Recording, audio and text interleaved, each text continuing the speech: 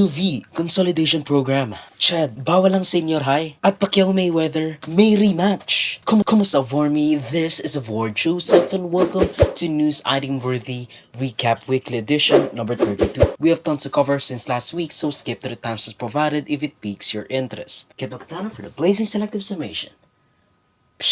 Here's a PH News commentary for your convenience. Less than 60% of PUV consolidation allowed on the streets. Ayon sa LTFRB, just before matapos ang office hours ay nakapag-consolidate na ang mga major routes sa NCR, samantalang ang mga rutang wala masyadong nakapag-consolidate ay pwede nang ipasalo sa mga major routes na nakapag-consolidate after the January 31, 2024 extension. Of course, may malaking chance na ang mga rutang iyon ay nabawasan na ng mga units na babiyahe dahil rito ay mas bibigat pa ang pressure sa mga rutang ito aside from the usual bigat ng kanilang ruta kung idadagdag pa ang mga quote-unquote minor routes. Ngunit dahil nga hindi pa nare-release ng LTFRB ang mga rutang with less than 60% consolidation rate dahil raw marami ang mga last minute na kapag-consolidate noong December 31, 2023, hindi mo na manguhuli ang mga MMDA officers ng mga chuper na hindi nakakapag-consolidate, or at least not really the listahan itself, pero Jeffrey Epstein and stuff. Here is the full PUV modernization saga ng ating NIDW recap. Kung gusto nyong skip yung PUV modernization saga na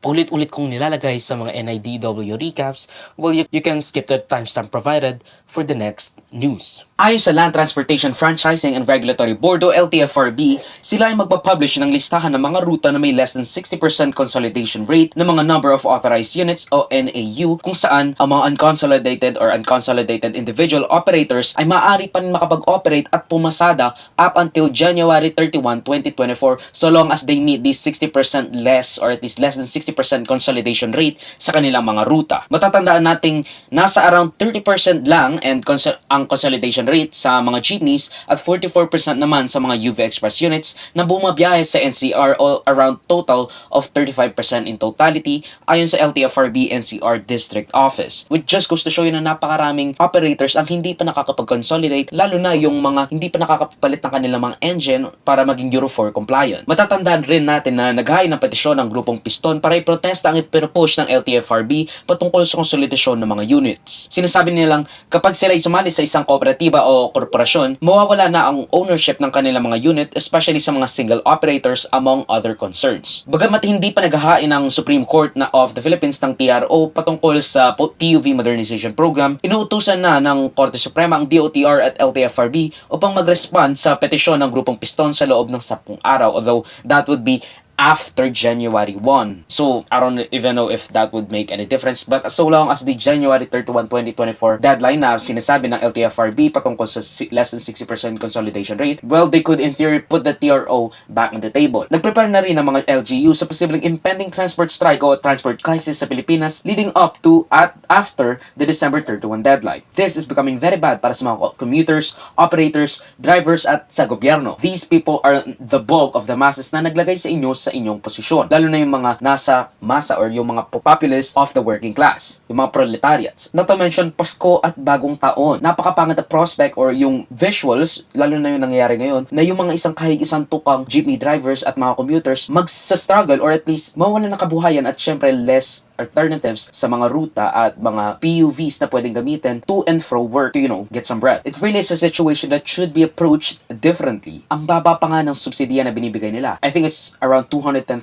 to 280,000 para sa mga Class 1 vehicles to Class 3 vehicles. Ang daming kilos protesta ang nangyari sa Kalakhang, Maynila patungkol sa impending deadline ng DOTR LTFRB na patuloy pa rin nangyayari even up until now. Tuloy-tuloy pa rin ang mga kilos protesta laban sa impending PUV Modernization Program. Nag-file ng petisyon ang grupong Piston laban sa umaambang PUV Consolidation at Modernization sa Korte Suprema at ngayon naghahantay ng desisyon upang pigilan ang nasabing modernizasyon. Nag-file sila ng petisyon sa Korte Suprema upang maitanong kung legal nga ba ang mandatory consolidation para sa mga kooperatiba kapalit ng permit para sa unang araw ng Enero 2024. Nagkaroon ng transfer strike o tigil pasara noong December 14 at December 15, 2023 na pinamunuan ng Piston o pagkakaisa ng mga samahan ng chuper at operator nationwide. Although, of course, nag-upisa sila sila nung 14 pa lamang at sinundan naman sila ngayon ng manibela o malaking alyansa ng bus employees at laborers to the 18th of December hanggang 29th of December patungkol sa consolidation at pag-phase out ng mga traditional jeepneys na hindi pasok sa standard ng Land Transportation Franchising and Regulatory Board o LTFRB na i-implementa sa ika-31 ng Disyembre 2023. Kumbaga, this is a last-ditch effort o Hail Mary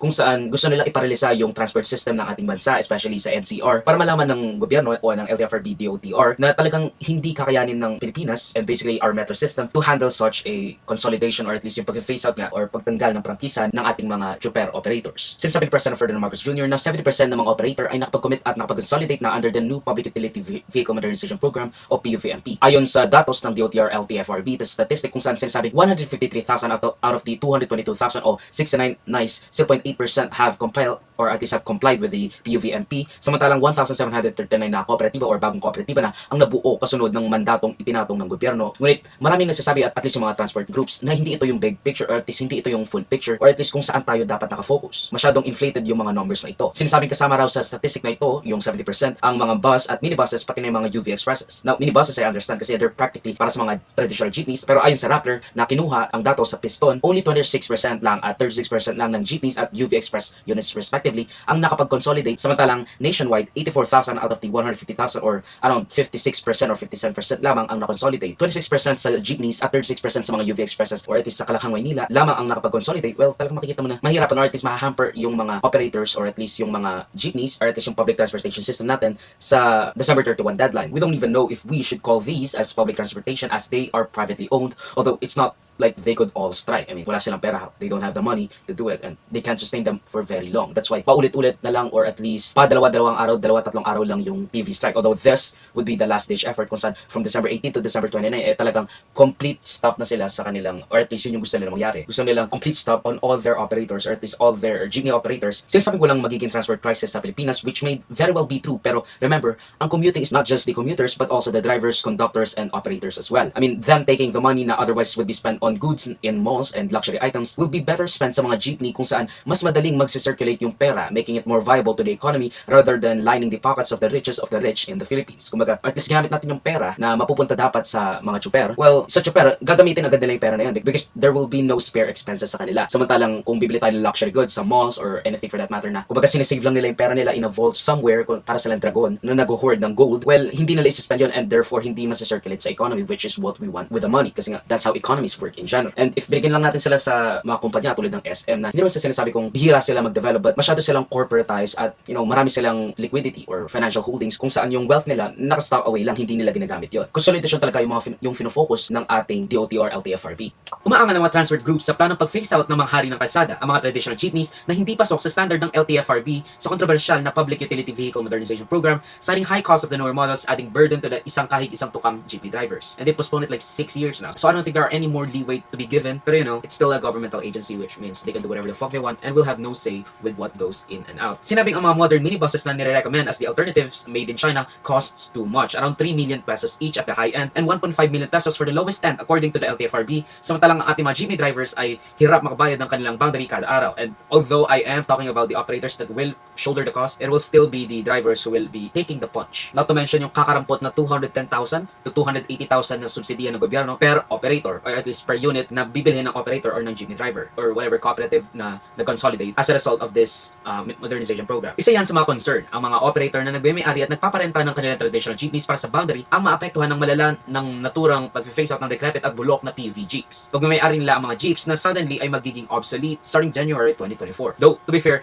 bihira sa isang chuper na sila ang magme-may-ari ng kanilang minamanehong jeepney, which is in fact a crucial shame, pero it's more in the standpoint of gagamitin lang nila yung jeepney na yun and then they'll pay for the boundary and then do whatever they want. Hindi na nila kailangan isipin yung repair cost, maintenance cost at saka yung parking lot. So that was a plus for them. But still, hindi sila yung may hawak ng means of production nila, which in that case was the service na pinoprovide nila as the drivers sa mga ruta. I don't want to get too deep into the dialectical materialism, pero that's basically how it goes. I approve of the jeepney modernization program dahil sa mga pasaway na chuper, mga bulok na sasakyan na hindi lang hazard sa environment, kundi hazard rin sa aesthetic at safety ng mga mananakay at mga taong nasa kalsada, which is mostly mga chuper at mga pasahero nila because of the open unfiltered air emissions at yung pag-inhale ng emissions ng mga decrepit at bulok na jeepneys. I approve of the Jeepney Modernization Program because of the implications at mga pinupush ng LTFRB tulad ng pagsiset up ng mga tsuper ng kooperatiba or corporations or whatever na binubuo ng mga jeepney drivers, not just operators yung single link operations. Upang hindi sila magunahan at mag-compete sa mga mananakay na isa sa mga dahilan kung bakit sila nagbe-break ng mga pamantayan sa lansangan. It also standardizes their salaries and even employment benefits if they're lucky. Not to mention the dreaded boundary system sa single driver to operator model na nagpo-proliferate kung saan naiuwi na lamang ng ating mga mamang tsuper ay kakalampot kapag tinanggal na yung cost ng crudo at boundary. Because even in the system of operator to jeepney driver relationship, sila pa rin magbabayad sa crudo na gagamitin nila. I don't want to antagonize the operator, the owning class, and the laborers, the drivers, kasi basically in the same vicinity, they're basically in the same class, just with different holdings. Sa kooperatiba, magkakaroon sila ng say sa mga desisyon ng consolidated cooperatives instead of individualized. Kasi kapag kooperatiba, nadedemocratize yung desisyon na ginagawa sa isang korporasyon o kooperatiba, as I said. Kung saan,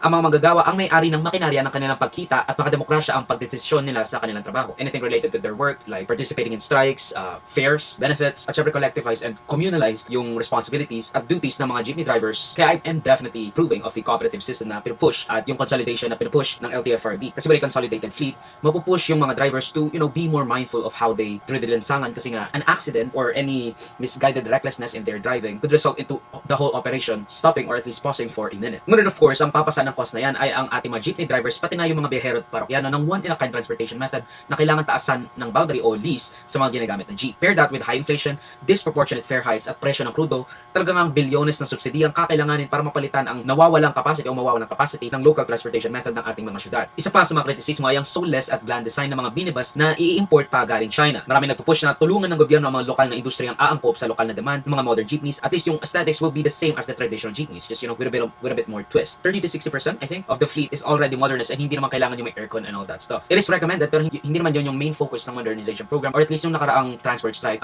proved it to be negotiable. It's more on the makinarya at engine na ginagamit to be Euro 4 or Euro 5 compliant with regards to their engine. So at least yung aesthetics will be the same as traditional jeepneys kung ang gagawa is yung local na industriya at meron ng ganong locally made vehicles na pinoproduce but of course with limited capacity. But yes, I approve of union work as they give bargaining power to the working class and that those that produce value in a company or any institution of money-making endeavor. Sure, it's disruptive, but that's what protests are supposed to do. Else, what does inconveniencing you does? And in this case, the bosses are the government who wants to implement sweeping changes that could potentially cripple their bottom line, the approval of the people, and crippling those relying on the income generated in this endeavor. It doesn't matter if I don't agree with what they want to accomplish. Union work is union work, and we cannot impede on that front. We have freedom of assembly. Albeit, I see their protesting as more of an overreaction kasi nga marami rin transport groups ang did not participate in this kind of disruptive transport strike kasi nga they're probably overreacting. But yeah, I do agree with some of their points. The officials from LTFRB and MMDS said the strikes did not make a difference or dent in the transportation capacity of the country. I think they said they have 680 reserved vehicles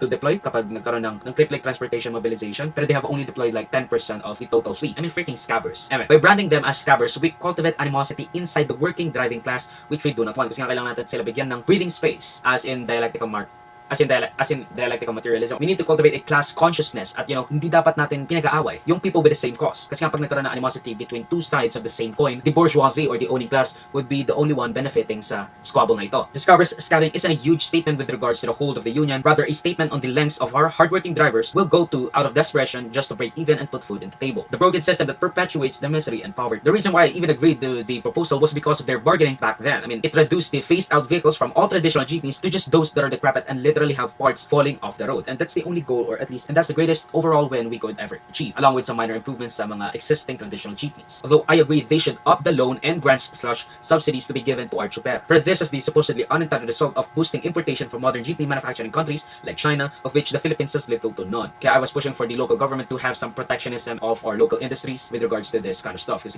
nga traditional and basically modern jeepneys are an essential part of the public sector and public utility vehicle in general and transportation also. Kailangan natin magkaroon ng backbone of a local industry to supply and meet the demands of the market. Here are some more page news for your convenience.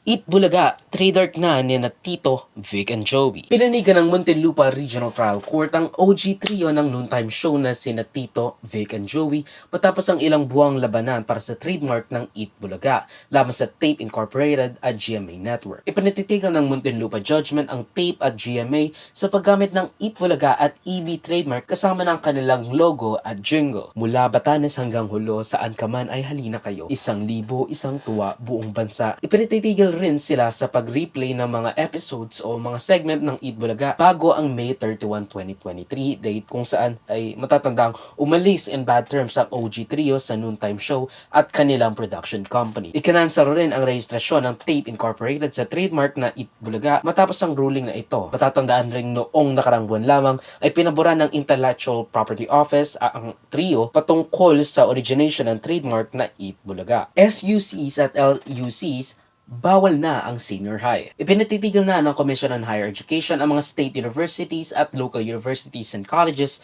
ng pagtanggap ng mga freshman senior high school students para sa paparating na school year ayon sa memorandum na inilabas noong December 28, 2023. Pinayagan namang patapusin ang mga kasalukuyang first year senior high school students sa kanilang pag-aaral sa SUCs at LUCs para sa kanilang lalalabing taon. Ayon sa CHED, tapos na ang transition period na ng pag-iimplementa ng senior high school curriculum sa bansa kaya naman hindi na kailangan ng extra capacity ng mga SUCs at LUCs na naging dahilan ng kanilang pagtanggap sa mga DepEd dapat ang may sakop na estudyante para sa mga susunod na academic year. Sinabi naman ng DepEd na sapat na ang kanilang capacity sa public high schools upang punan na ang sasaluhing libo-libong estudyanteng senior high school students na dapat ay mag-aaral sa mga SUCs at LUCs. Now, do we believe that? Of course, we do not. Malamang dadagdag or at least overcrowding at the very least. Pacquiao versus Mayweather rematch. Inanunsya ng dating congressman, senator at presidential aspirant na si pambansang kamao Manny Pacquiao